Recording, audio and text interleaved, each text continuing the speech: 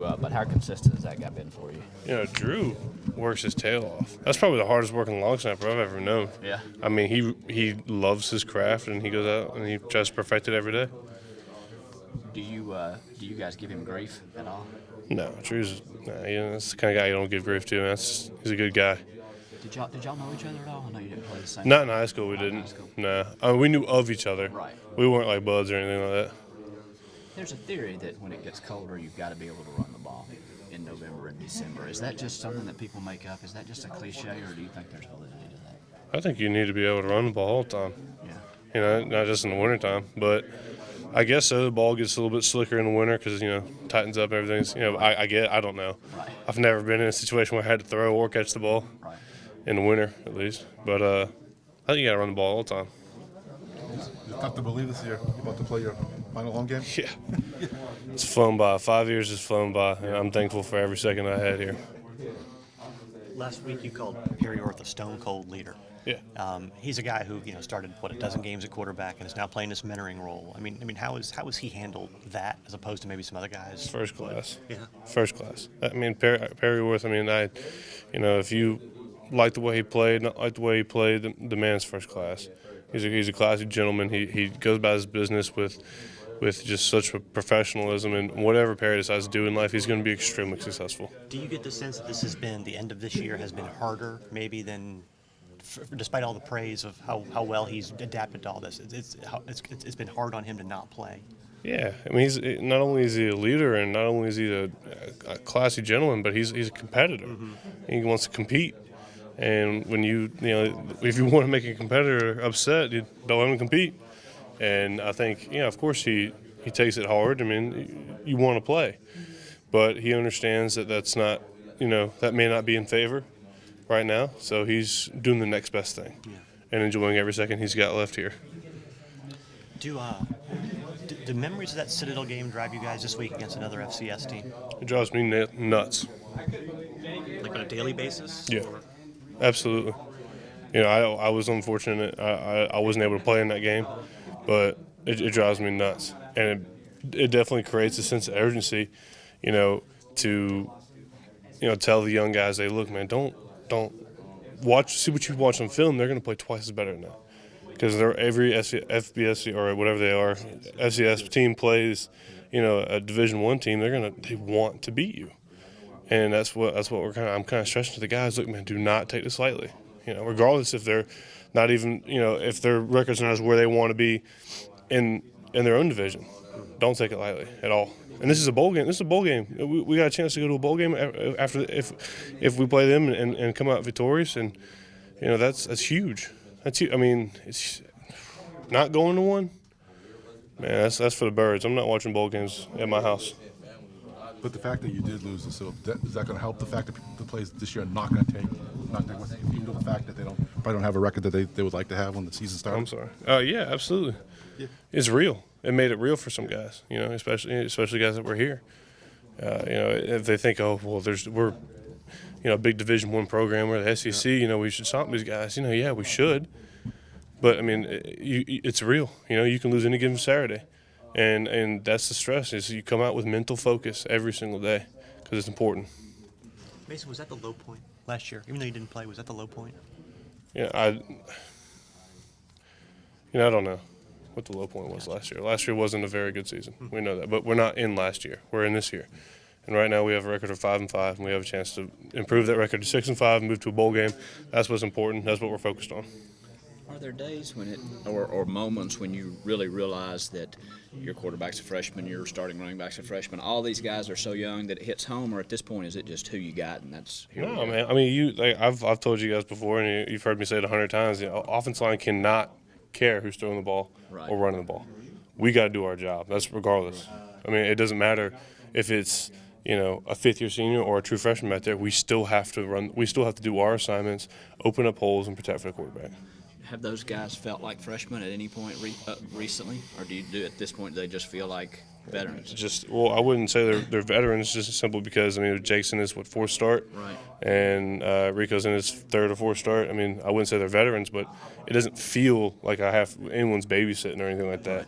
It's just we have the mentality of next man up. Let's play football. Let's do what we do, play Gamecock football, and go from there.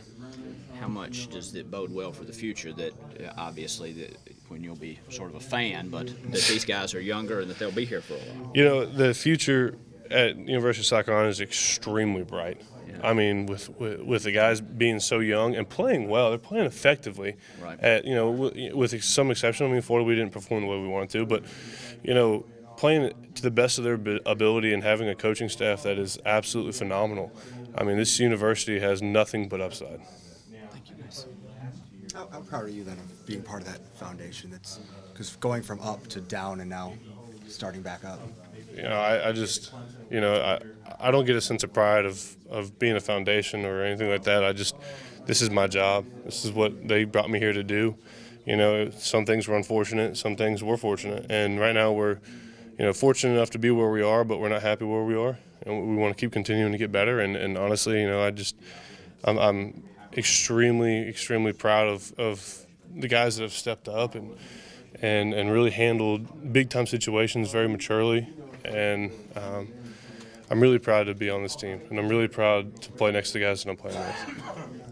5 or 10 years from now, what are you going to miss the most? You think you're going to remember the most about this place, the atmosphere, your teammates? What are you going to remember? Teammates, man. Every day you come in here and you see these guys. Like I'm looking across the room at Moody right now, and him and we played together for 5 years, man. We lived together. We lived in East Quad together. We basically, grew up the adult portion of your life with these guys, I'm gonna miss being in the locker room with my guys and being in the trenches with my UL and just getting after it every single day. Fortunate enough to go to the next level or not, my heart and my love will always be in South Carolina.